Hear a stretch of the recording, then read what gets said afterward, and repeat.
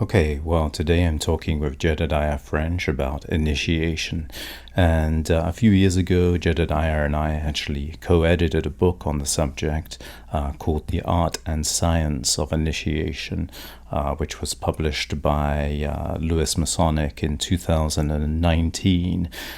And the book includes essays by Greg Kaminsky, Susanna Ackerman, Jocelyn Godwin, and Richard Kaczynski, among others.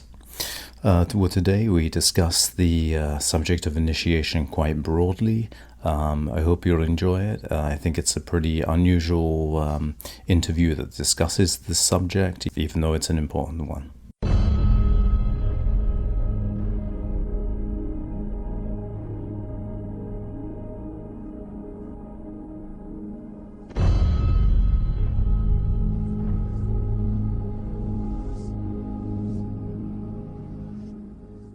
Jedediah French, thanks for joining us. Thank you for having me. I appreciate it. Thank you. Now, we co-edited The Art and Science of Initiation a couple of years ago for Masonic. As the title suggests, of course, it is a compilation of different essays on the theme of initiation, ranging from the personal to the academic. And I should probably confess, you did most of the actual editing, but we certainly sort of came to the idea and thought it out together. Absolutely. And obviously we both have backgrounds in not only writing but also in initiation, esotericism, and related subjects. So perhaps you could just give us a little bit about your background. Yeah, absolutely. Thanks. And I really, appreciated the opportunity to work on this book with you, and I was really happy with the final result. But I think we'll maybe get to there. But we kind of lent our skills, whatever our stronger suits were. We sort of went with that. You contributed the art. I'm more of a textual, line editor guy, so I was able to kind of do that in a much quicker way. So it worked out, and it's sort of had a lot of traction. And I've been on a few podcasts and Masonic interviews and things talking about it. But I guess, in terms of my background, I mean, I'm interested in Freemasonry. I was interested in esotericism first. Yeah. Also in literature. So, like, literature and esotericism was kind of my starting point, and I had zero idea about Freemasonry, to be honest. Although I later found out that several prominent family members of mine were Masons that I didn't know about in our past. And also the house in which I was born was a Masonic lodge. My parents were Oh, wow. yeah, and I had no idea about this until I became a Mason, but my parents were kind of like hippie yogi types and, natural healing people, and so they had me as a kind of home birth. But the house had been owned by a Mason, and he had sort of made a lodge out of it, so there were like Masonic symbols all over the house, Oh, wow. Cool. He was like a carpenter or something. Yeah, so even though I had zero knowledge of Masonry when I started getting interested in it, after I joined, I found out that it actually was sort of connected to me in ways I was not aware of until I joined.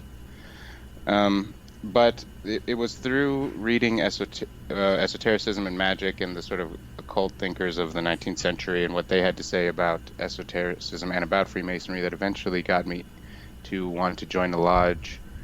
And when I joined the lodge, I had a really good experience, and I still have a good experience. But to be honest, I joined Masonry for the reasons of esotericism and for development, so that was always my focus. And so when I'm going through some of these rituals, I'm quite certain that maybe not now, but at the time, I was interpreting them differently than most of the other people in the room, because I was sort of seeing it all through this lens of like magical initiation, ancient ritual, and how it functioned, and sort of seeing all of the and sort of traditional practices of initiation, like seeing all the hallmarks of that. And it's quite fascinating and bizarre, because they're sort of there in the moment, but it's not very conscious, and everyone's just sort of doing it. No one's talking about it, but if you can, but a lot of the elements that are there are recognizable if you've sort of studied them, Yeah, definitely. Yeah, I think one of the things that's remarkable about Masonic initiation is that, it really looks like a lot of ancient initiations, and Freemasonry looks like a really, well, it has resonances with a lot of ancient spiritual traditions, from Sufism to Christian mysticism and Kabbalah, and even back into before monotheism as well, which is was something when you've experienced or even studied from the outside other esoteric societies, that you can't really say that about other societies. I think the Golden Dawn or the Ordo Templi Orientis or anything like that.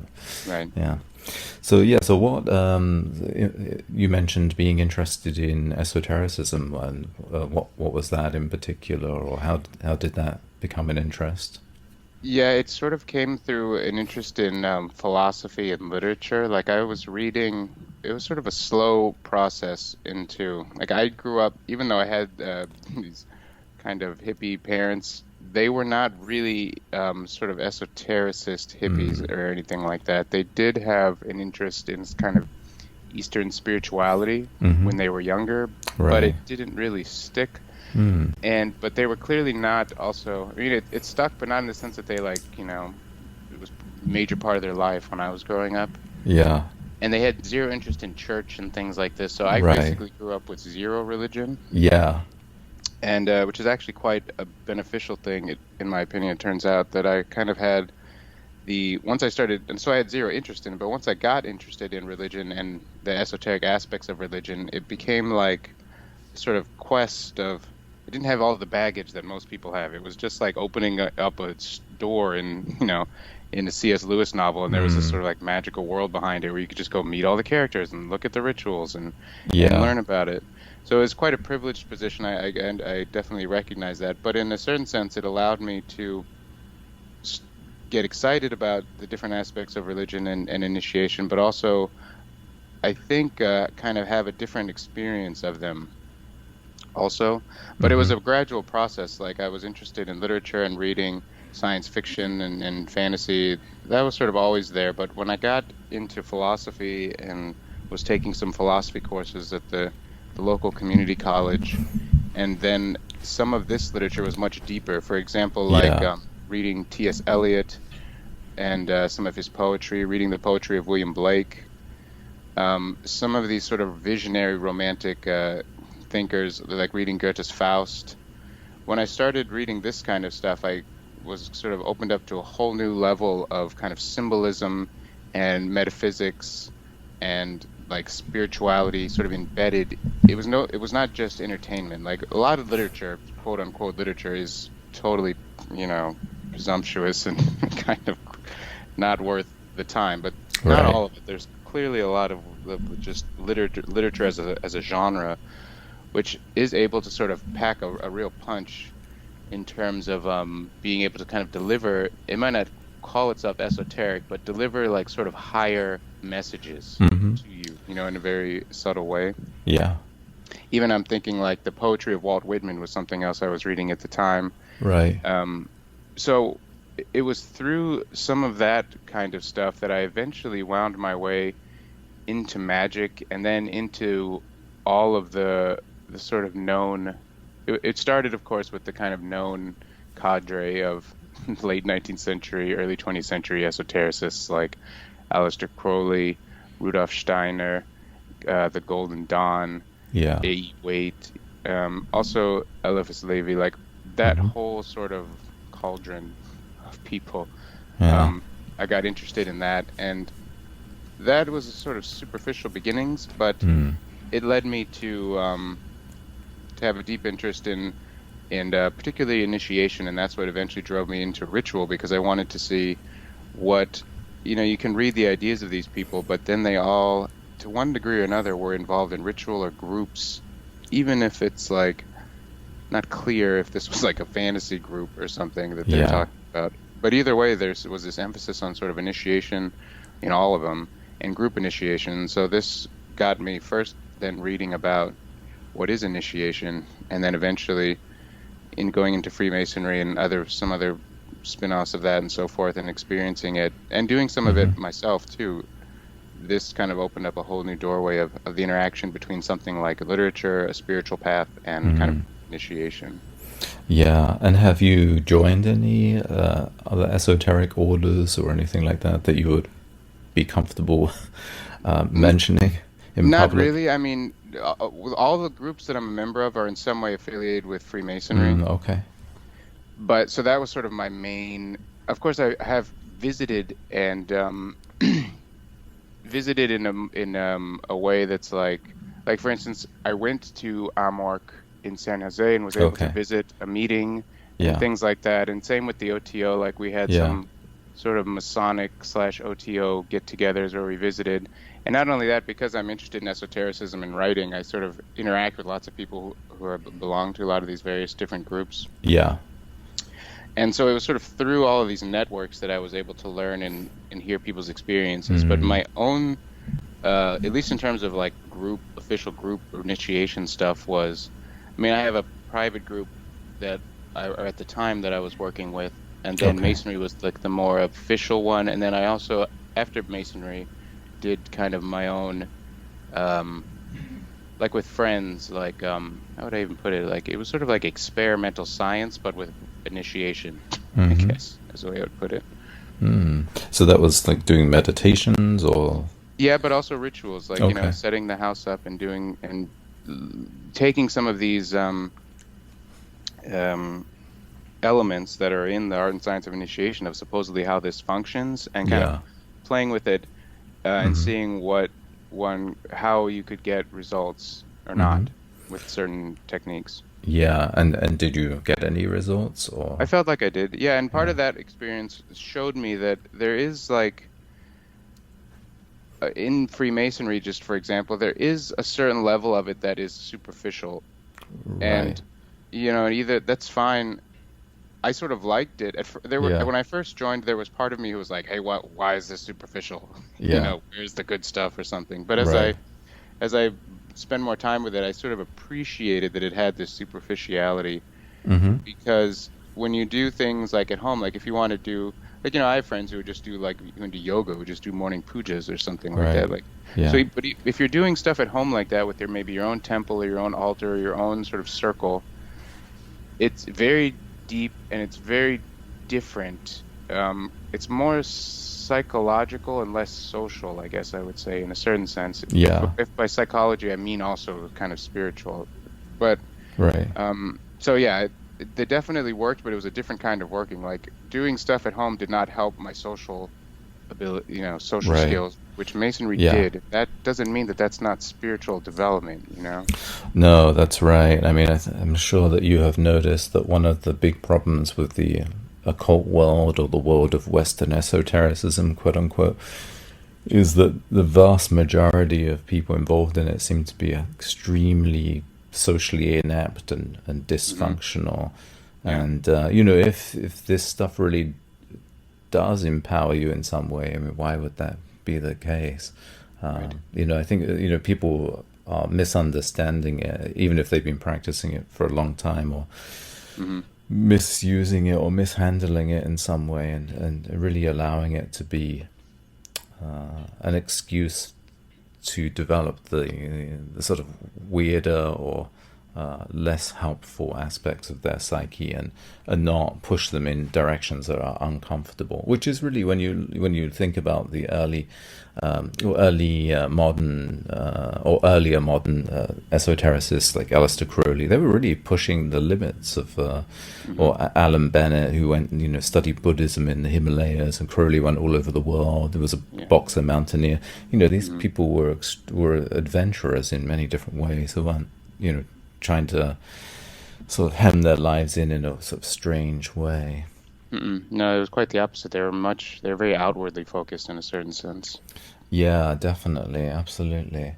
So maybe we could ask, you know, what is initiation, or why is it important? Because, you know, you mentioned magic, but if you think back to medieval magic or Renaissance magic, or to, you know, John Dee, I mean, there's no sense of initiation there. It's, you know, fusion of, you know, mathematics and Kabbalah and Christian mysticism. So Yeah, well, the I can tie it back to my story a little bit that like a question would be also there's initiation, and we explore this in the book a little bit, like Yeah, what's the difference between initiation and ritual or right. something? Or is there a difference? And going back to just to wrap up my kind of history about this, that as I was going through the Masonic grades and so forth, um, but prior to that, as I said, I'd been reading about accounts of ancient initiation and just accounts of esoteric initiation. And one of the some of it, and with this kind of stuff, it's hard to know what if your reading is in any way factual. Like I was really obsessed and still am with the Eleusinian mysteries, Hmm. but there's so much sort of not known there that it's hard to get a clear Yeah, idea about what was going on there. But at the same time, people have put forward what they say was going on there. So I did notice a kind of pattern, and yeah. the pattern was an individual prepares themselves for an event.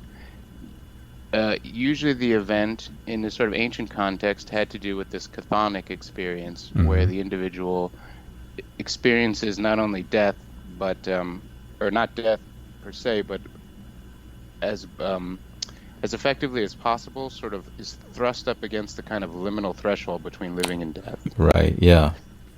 And then they're sort of pulled through the other side of that after a certain amount of time. And on the other side of it, they're given a new name. They're given a sort of uh, um, some new knowledge or Hmm. something, and then they are empowered in a certain way.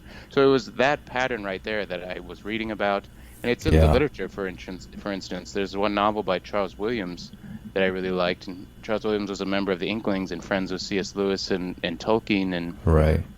all those guys. And he wrote a novel called, I think it's From Many Dimensions, but he wrote several occult novels, and one of them is all about a kind of mysterious, Orientalist figure from the East who initiates one of these Europeans in the old way, and he precisely does something like this in the novel. He kind of puts the woman under a kind of trance. Like the main character busts in on this scene. It's in a room in a house or something, and Hmm.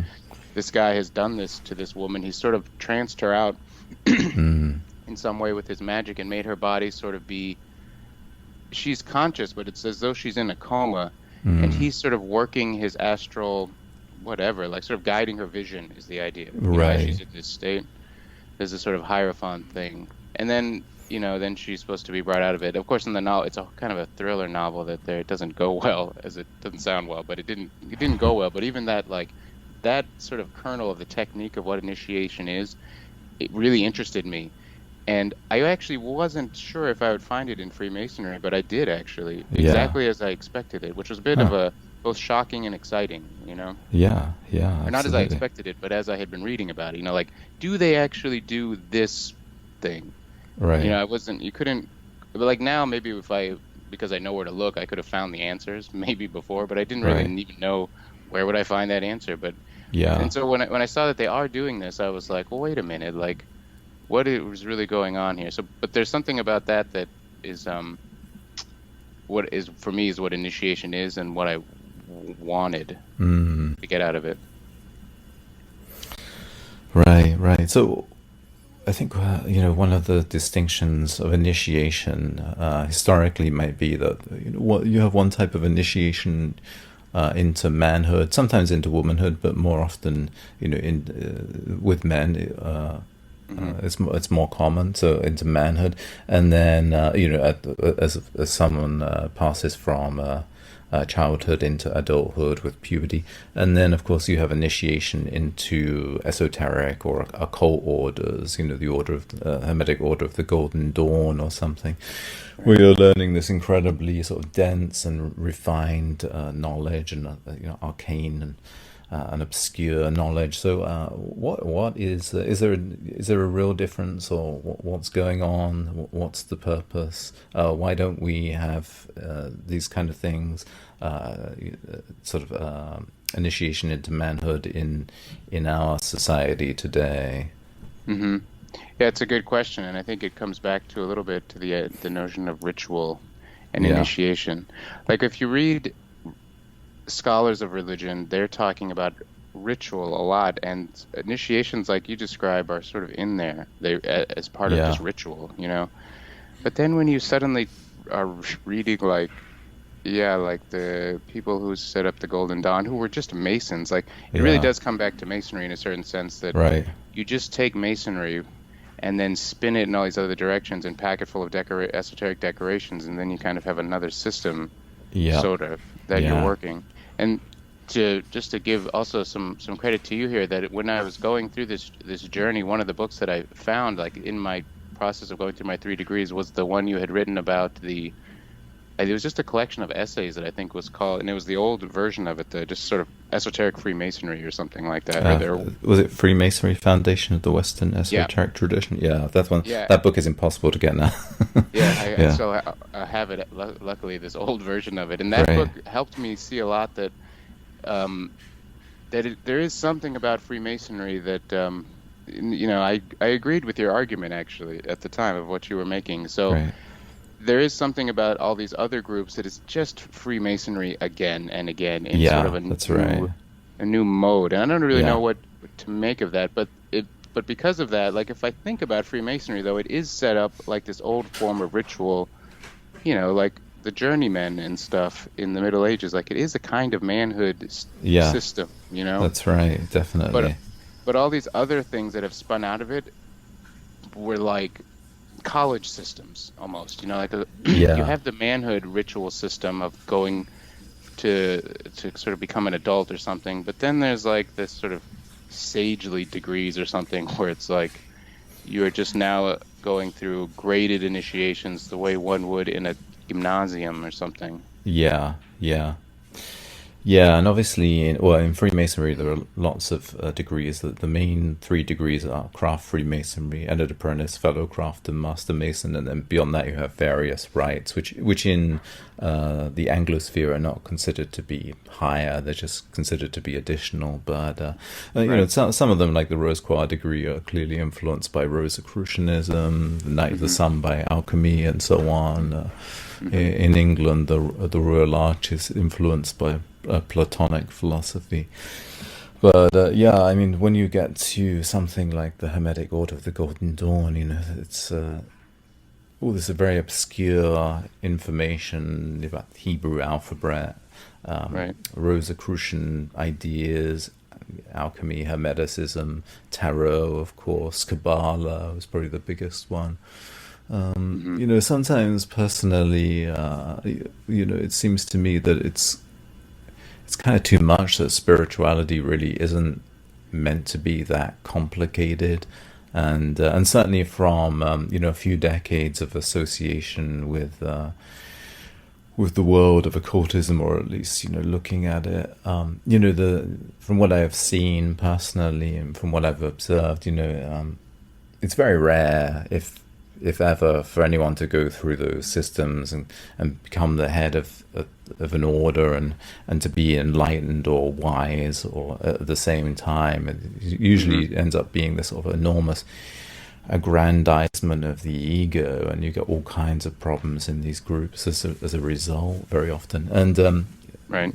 not to take over, but you mentioned the superficial elements of Freemasonry, and obviously I'm someone who likes the esoteric. I like philosophy, and I like thinking and finding meaning, and I think that's what we should be doing. But you're absolutely right, and I've defended the sort of Freemasons who turn up and just want to have dinner and a social time, because you kind of need those people in a way to stop it turning into a cult. In regard to the more superficial elements, I mean, the Buddha said that the entire spiritual life was the community.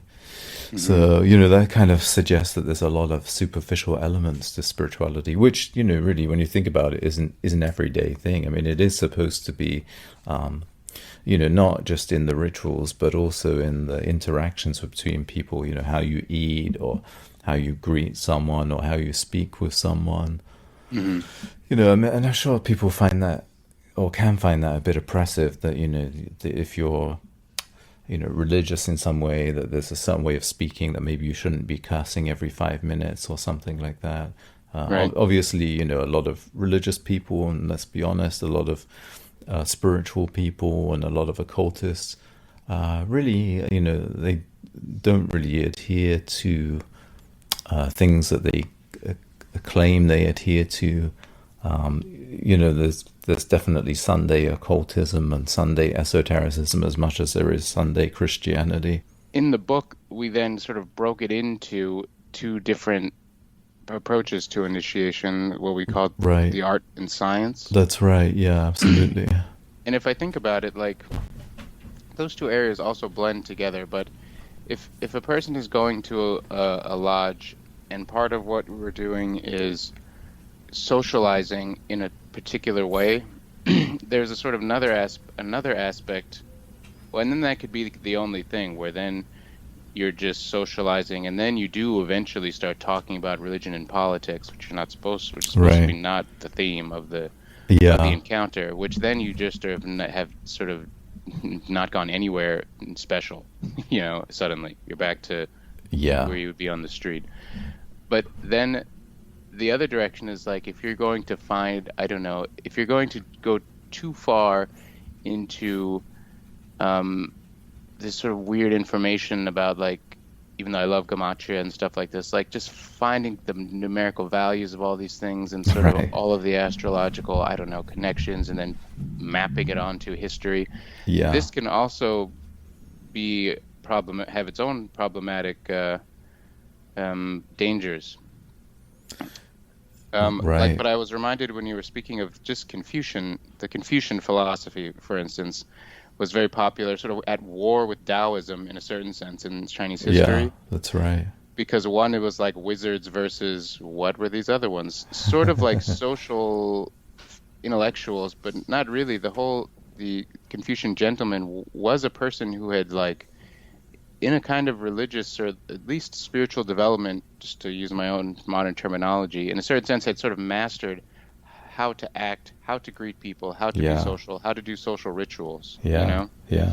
But this, like, empowered them in a really major way, and like they had a kind of magical charisma, as one scholar has sort of tried to describe them, that this was how they did have a kind of magical quality to them, precisely because they could do all of these social rituals. And there is a certain level of the superficiality of Masonry that could be something like that, which is quite empowering. Yeah, definitely. And I've actually compared Freemasonry to Confucianism before, and it's not. Obviously, there's a big emphasis on ritual in both of them, but also on learning, or there should be on learning, on self-restraint. Also, the idea of ancestors to some degree as well, right?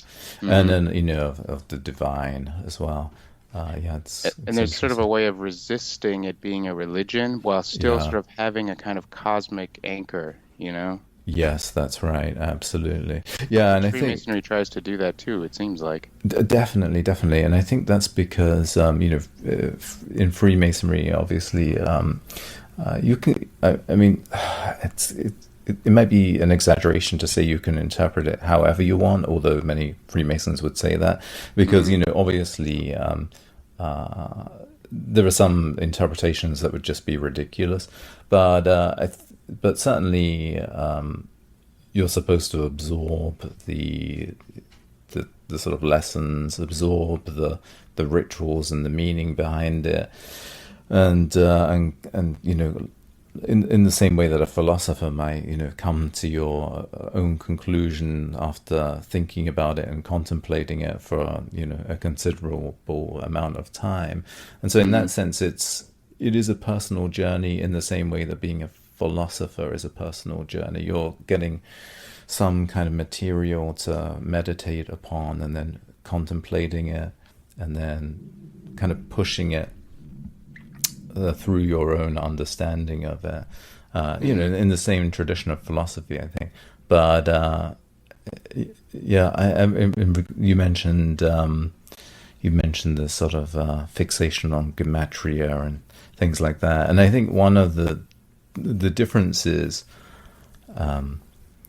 I sort of slightly hesitate to say between an authentic and an inauthentic initiatic society, Hmm. or at least the way they are presented, of course. But I think one difference is that this sort of fixation on the meaning of letters, the meaning of numbers, how this deity corresponds to another deity. It becomes very much like circular reasoning. So, Hmm.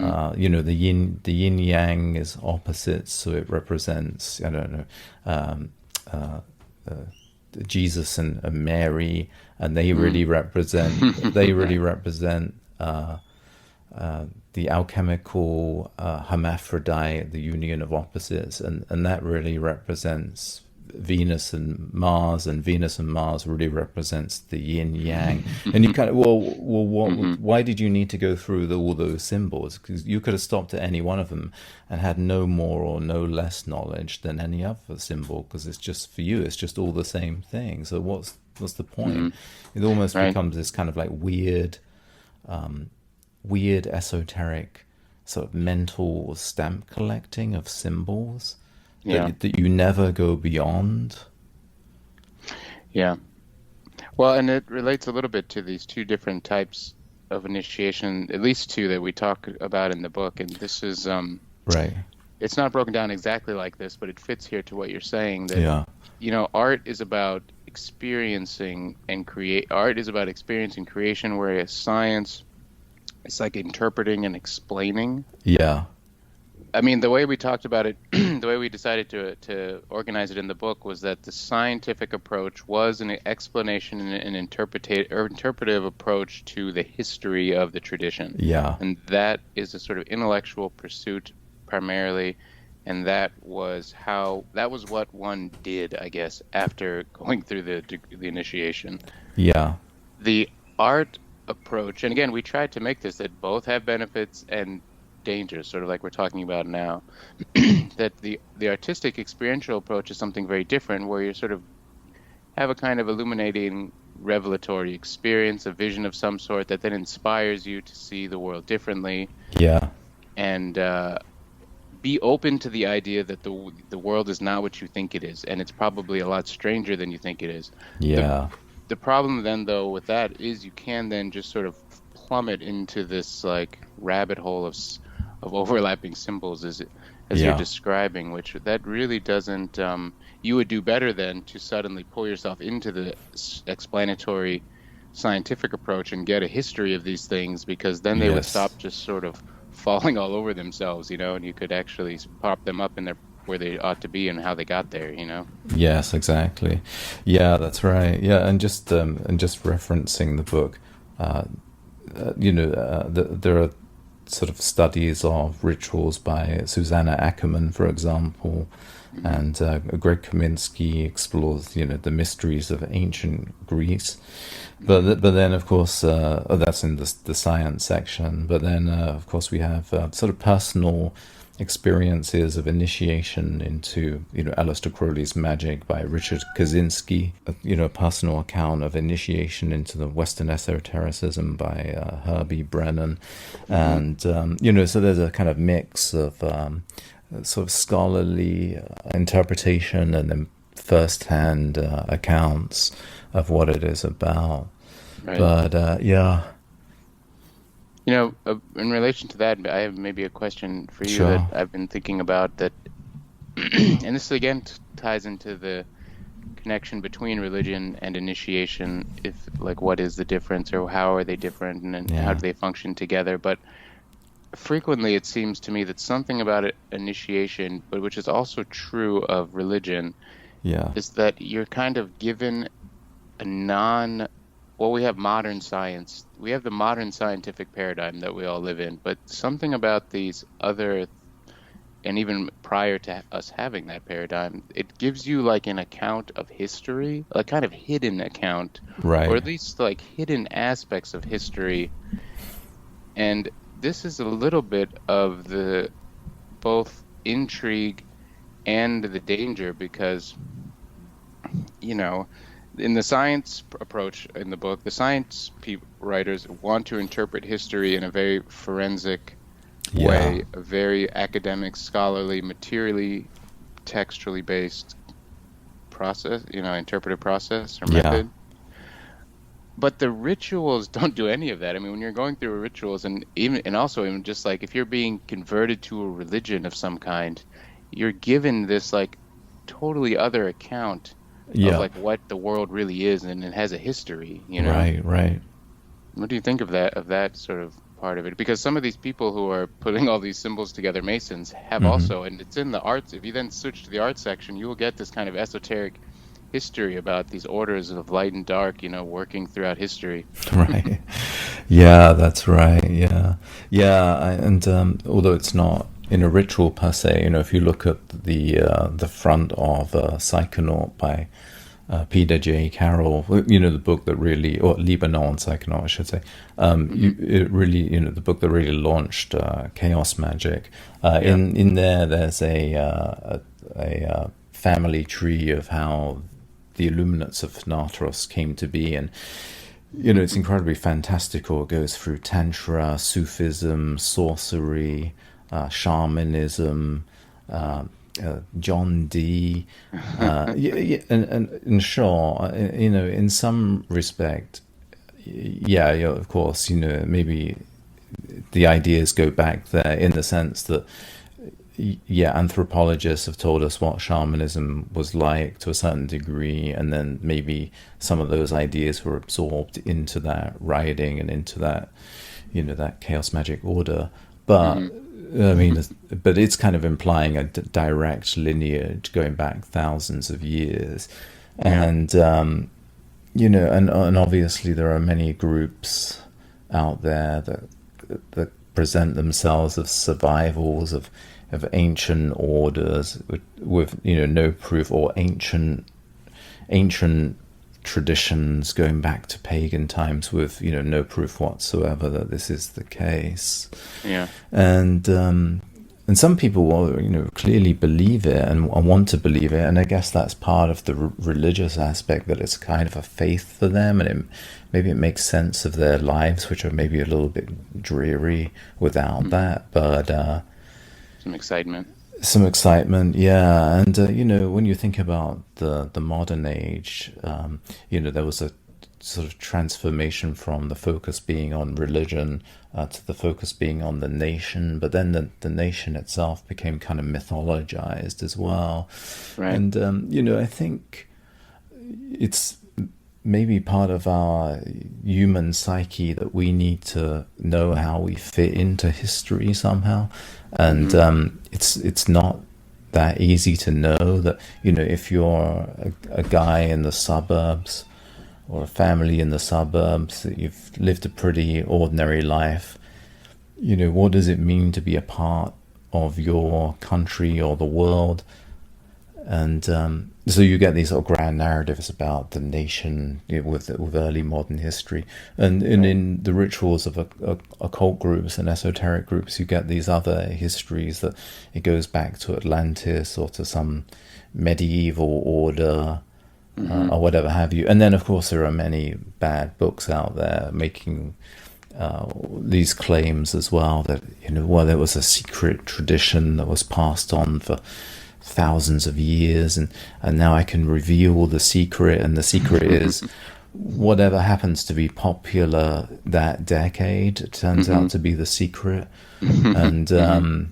you know so on the one hand, I think obviously it sort of it fulfills this human need to know how we fit into the world and into society and into history, to know where we come from, really, right?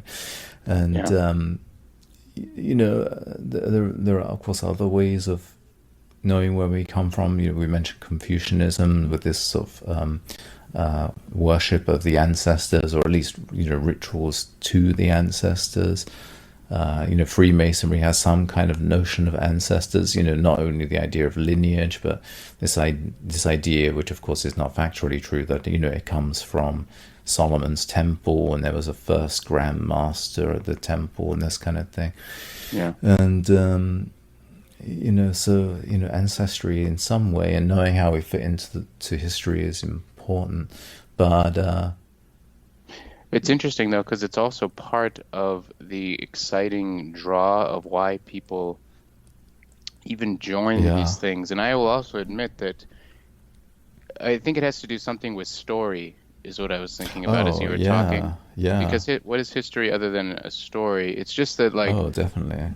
we all have a kind of, at this point, it's quite different than, yeah, if we're looking at pre-modern times or something. But the story we have now is the story of, um, even if you're a member of religion, the sort of global accepted, or at least the kind of assumption is like there was a person on the moon, we've sent satellites into space. Yeah, This technology and science is how we've sort of understood really what's going on in terms of this reality.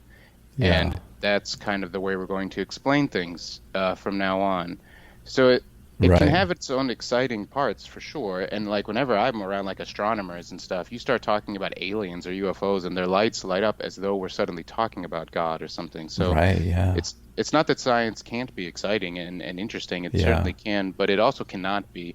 And so there is like this draw of like, you know, and I got into this too as I sort of tried to track down like what are all these stories that people are that are in Freemasonry. Like sometimes they're like foundational stories, even like the one you talked about with Right. the chaos magic. Like you have to Yeah, be supplied with a kind of foundational mythos, which is fascinating to learn about.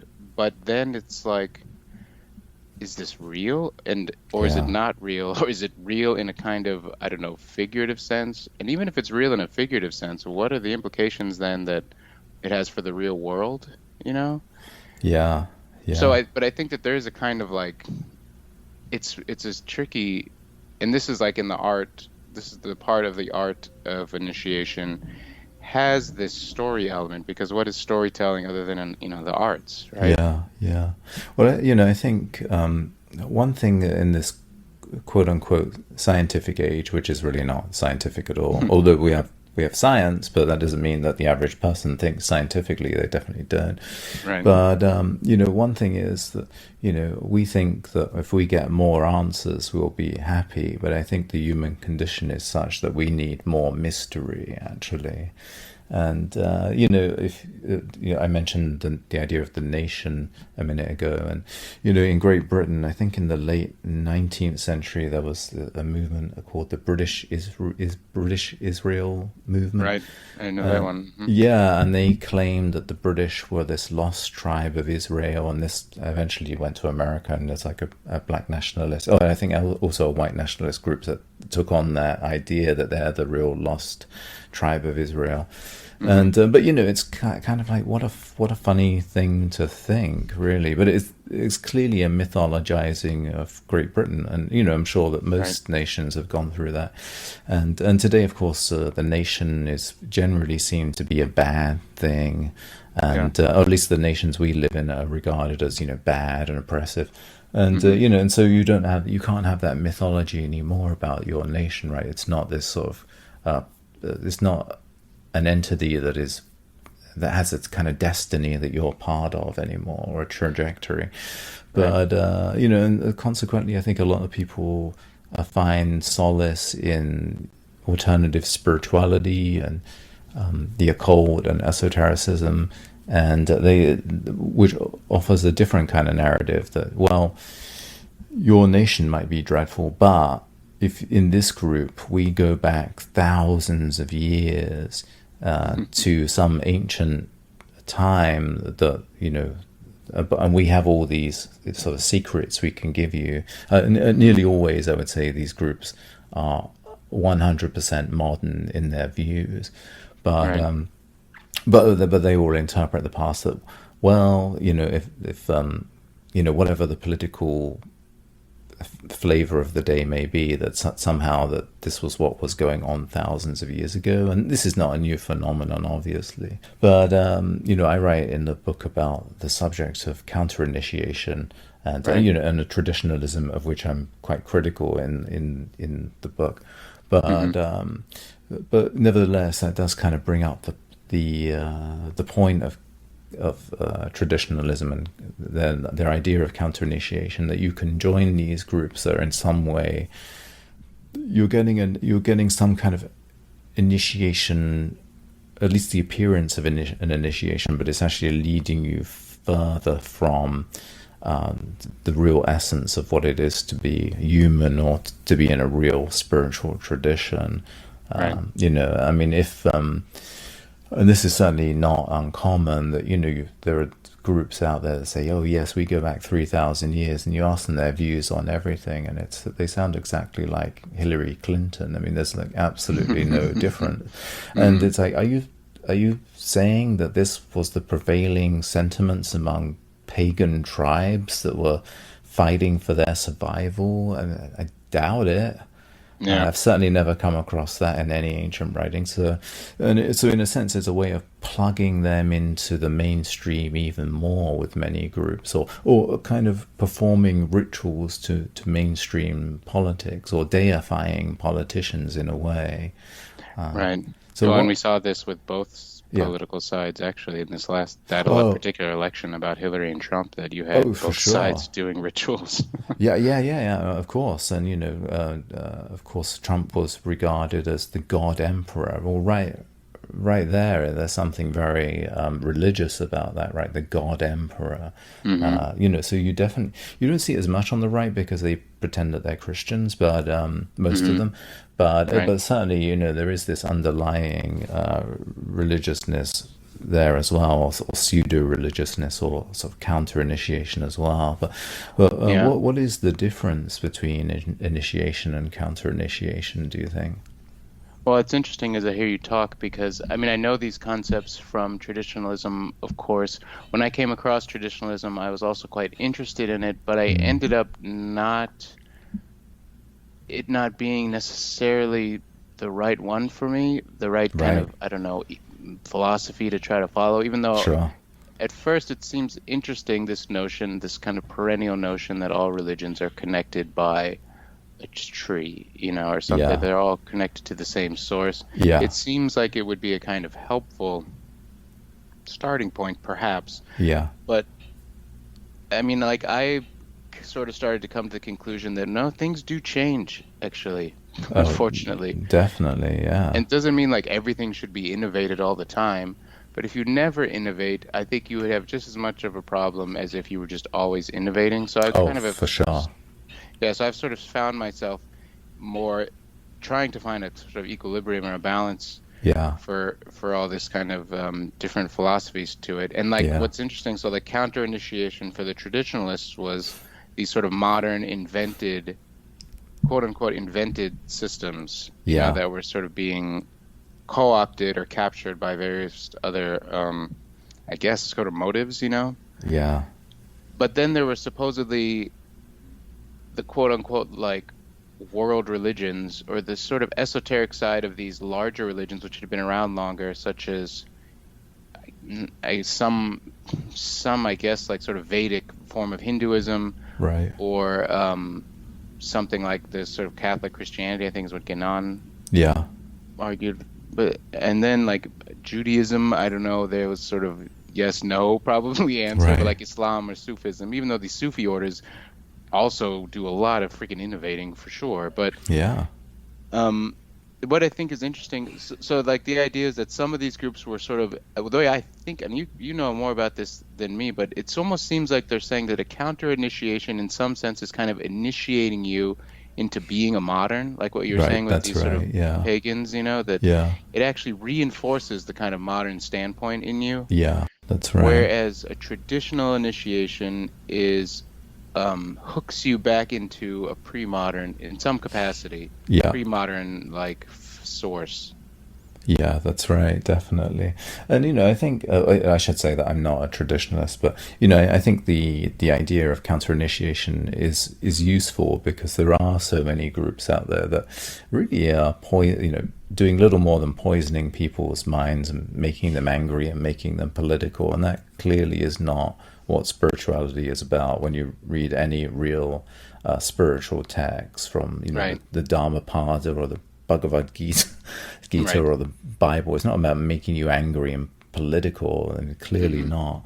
Hmm. And these Well, groups are dangerous in that regard. yeah, and when I was in California, because of the history of the 60s there, where this thing really Yeah, became a whole other crazy issue, that it had a bad rap there if you were to sort of start talking about having some kind of person you were following or a guru yeah, figure, precisely because during the 60s, this was like sort of widespread people um, getting followers and sort of, yeah, like yeah, inducting them into their own. This is like the cultist thing, of their own sort of their own worldview, but also their own sort of way of engaging with the reality. yeah. That's right. So, in somewhere like California, like a lot of the old stuff from the 60s was really thrown out because I think people realized that there were people who had some kind of knowledge of some form, but also abused it and abused people with it Yes. in a spiritual sense frequently. Yeah. One interesting thing though is like I think Guénon believed that Freemasonry was an authentic Yes. traditional That's right. initiation. But like in your essay, you talk about Evola did Yeah. not believe that, right? No, that's right. Yeah, that was the difference. Guénon, even to the end of his life, regarded Freemasonry as a legitimate, authentic, initiatic tradition, Hmm. whereas Evola, influenced by conspiracy theories and fascism and National Socialism, of course, was against it. Right. My sense is that he didn't actually know very much about it, to be honest with you, which is not is it's kind of neither here nor there. But Evola, when he writes about alchemy, it's or esotericism is really worth reading. Politically, he's dangerous and quite frankly quite boring as well. Hmm. When you read, Ride the Tiger, for example, chapters in there on, why jazz is bad and this kind of Right. thing. Yes. It's, It's oh funny. I was just gosh, thinking that it's quite a product of its time that you see coming through. it is, and it's not just that, but it's also sort of angry and you know, and angst, full of angst, and not really Hmm. what people should be focused on. And one of the problems with traditionalism is it becomes an excuse to be angry at the world and an excuse to sort of be curmudgeonly and Hmm. and to not be engaged properly. One of the problems I think with Avola is that he gave up being an artist, and artists need to create art, or they become very sort of angsty and Yeah. uh, you know Tortured. tortured and Hmm. angry and negative. And I think that's what happened with him, to be perfectly honest. Yeah, and I can understand it because even now, like we're sort of living in a moment where a lot of these so-called kind of anti-modern types at the time were worried about some version of this that we're Right. currently experiencing, Yeah. where it seemed like a whole other host of people leaped on the progress thing, even through the wars and everything. And after Yeah. World War II was over, there was this notion that now cybernetics and things like this are going to fix everything. So Yeah. Yeah. modernity is still good, progress is still happening. We just can't trust the people to do it because they'll just kill themselves. So we have to kind of bring in these sort of technological infrastructure and systems to kind of do Yeah. this for us. And now that has sort of reached a level which is really horrifying and difficult Yeah. to That's right. be involved in. But so I Definitely. like when I think about someone like Evola, he is this sort of disgruntled, horrible guy in a certain sense, but I also there were a lot of guys like that around at the time, and in some Yeah. sense you have to also say like, well, at least somebody was sounding the alarm bells about this problems with reason and progress and stuff like this, because Right. there is a problem with it, which we're now all trying to grapple with, and but doesn't mean we should be like, sort of following their ideas necessarily, but like, and it is No. funny how it's such a product of its time. If you go in there and say something like jazz, it Yeah. is this weird moment where the world just fragmented so suddenly that yeah, it was people had a lot of extreme reactions to it. And part of this for was sure. about the technology did this because it linked people together in new ways that just fragmented cultures that had been kind of, to a certain Yeah. extent, more isolated or at least more homogenous or something.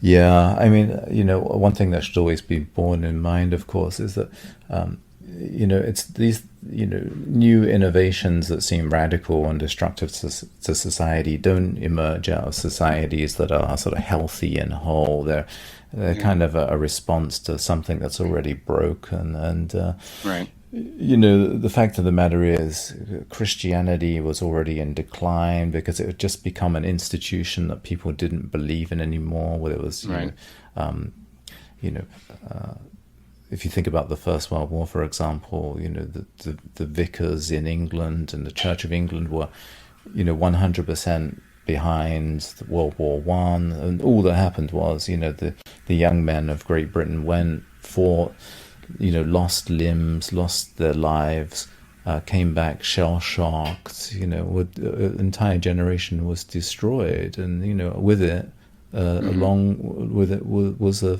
belief in the church, although that had been waning for a long, long time, right, and probably was nothing more than sort of ceremonial, uh, you know, sort of ceremonial going along with it just for show, really, but not a great deal of belief, hmm and even when you look at Christianity in England when I was growing up, there was nothing spiritual about it at all, really. I mean, I stayed in a Benedictine monastery for some periods, and that was an amazing experience. But if you went to a church, you weren't going to hear anything spiritual. Or it'd be about condoms or right, politics. It's like, well, right.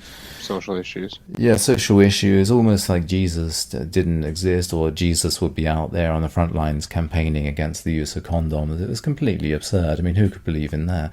Hmm So, it wasn't as if these things came along and wrecked civilization. It was that these were a response to a civilization that was crumbling. So, Right, and you when know, I think about someone like Evola or even like Oswald Spengler or right. some of these other Yeah. hardcore, and Oswald Spengler is much different than Evola, I Yeah, would have to yeah, for say, sure. but still we could put him in a group of like, you know, people who were screaming about this Yeah, yeah, at the time.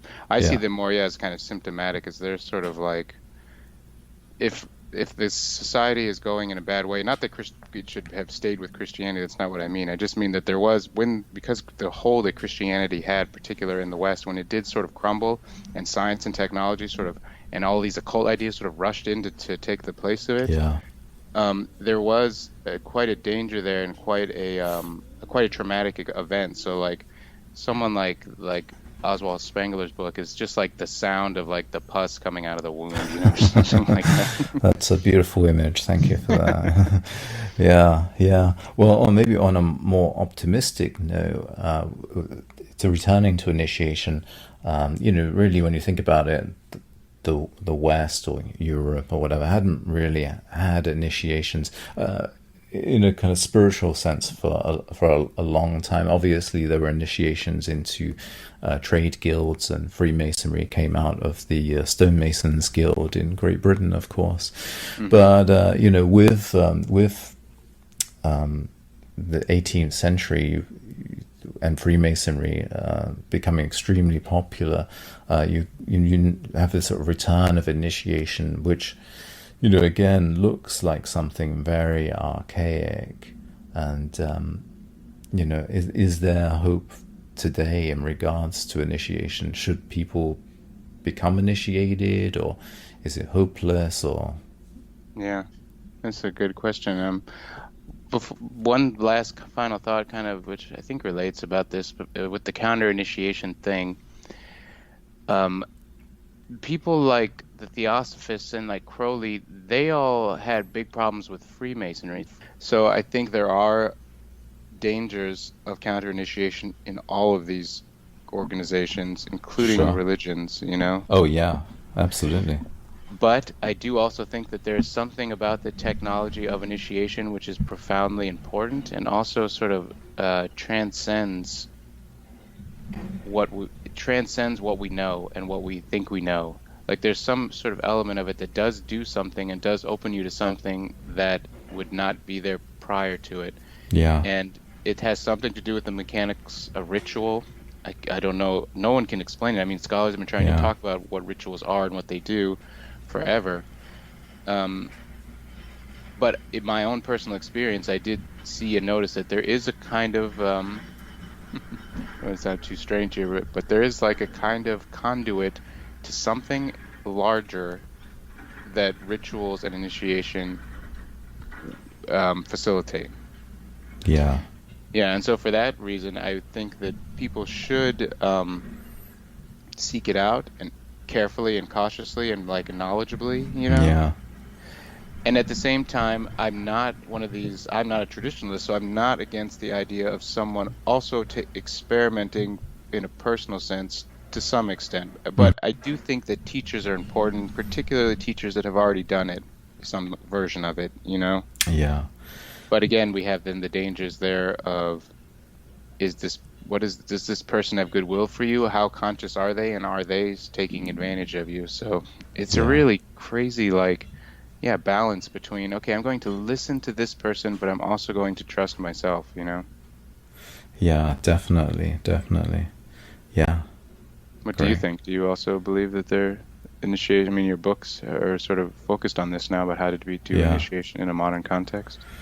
Yeah, well, it's definitely a balance between tradition and maybe innovation isn't quite the right word, but certainly of developing it in some way. And I think the best comparison is to art. You really want to learn if you're going to become, let's say, a painter. You want to learn the tradition of painting to the best of your ability, absorb all Mm-hmm. the lessons, the techniques, and get really, really good. But you don't want to end up just replicating what's been done before. At some point, you do want to break away and, you know, become yourself in a sense through your art, right? And Mm-hmm. there is that great line of Khalil Gibran. I'm paraphrasing, but at the end of the prophet, he says, if anything I've said is true, someone else will come again and say it in new words. And there's a human beings have always really needed the same things. Not just food and shelter, obviously, but a sense of community, a sense of belonging, a sense of mystery, belief in the divine.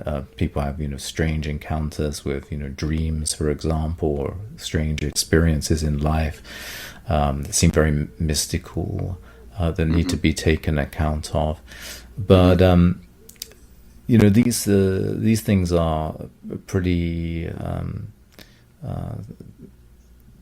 consistent throughout history, and even before recorded history, from what we can tell.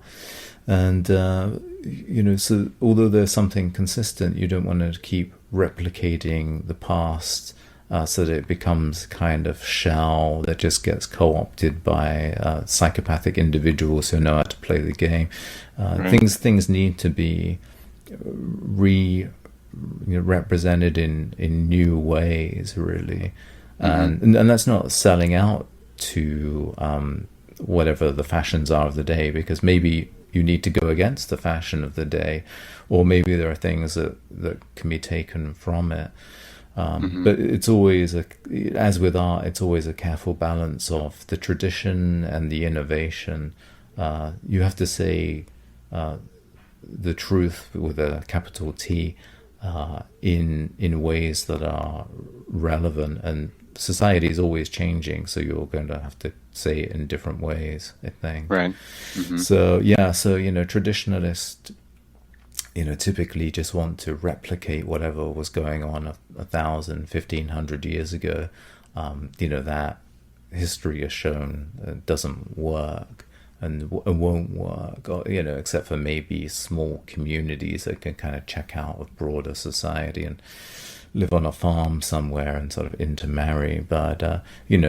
for the other 8 billion people on the planet, or however many there are of us right now, that's not going to work, and we can't go back. So Yeah. we need a balance of tradition and innovation. Yeah, and I think art and science kind of captures that. So Martin That's really, definitely right. Yeah, Martin came up with the title. I think that he really sort of nailed it. That's sort of what you're saying, that you need to kind of have an artistic sentiment about it, but also, be scientific about it. Don't get caught up the Definitely, dangers, bars. definitely.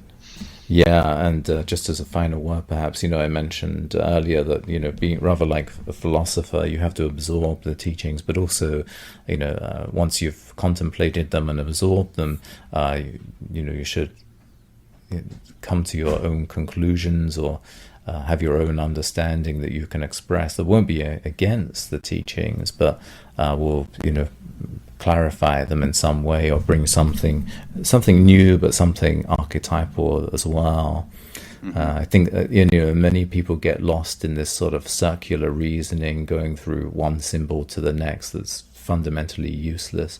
But they're really looking for a kind of faith, I guess, not for real initiation, which is always to go beyond the initiation. Right. Hmm. Yeah. Well, That's the scary part, yeah, the definitely. hard part. Definitely. So with that, maybe you could just tell us, where can people find out about the art and science of initiation, or about you, or anything else you might want to alert listeners to? Probably the best place to learn more about my ideas about initiation is in the book, The Art and Science of Initiation.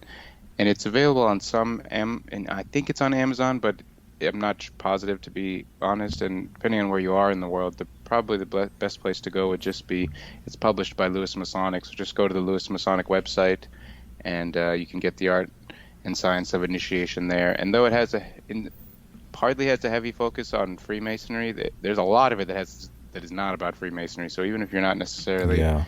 interested in Freemasonry, you just want to learn about initiation and different ideas about it, and some traditionalism from maybe a different perspective, then I think you'd like the book. Yeah, and also touching on magic as well. I think probably about Hmm. half the book is probably not really about Freemasonry, I think. Right, I'd say so. Yeah. And I have to say, it's the only book out there on the subject, from as far as I'm aware, anyway. So Hmm. it's really, Absolutely. I think, and all credit to you for doing, all of the editing. It really is a real gem among so many other dreary books on on Hmm. esotericism. This is one that really shines out, I think, and also to the many contributors that gave us essays on the subject. So Yeah, and thank you for working on it with me. I'm really also very happy about it, and I think it's been well received. yeah, definitely. Well, thanks very much. It was good to get to talk to you again after all this time. Yeah, you too, and thanks for having me on your podcast.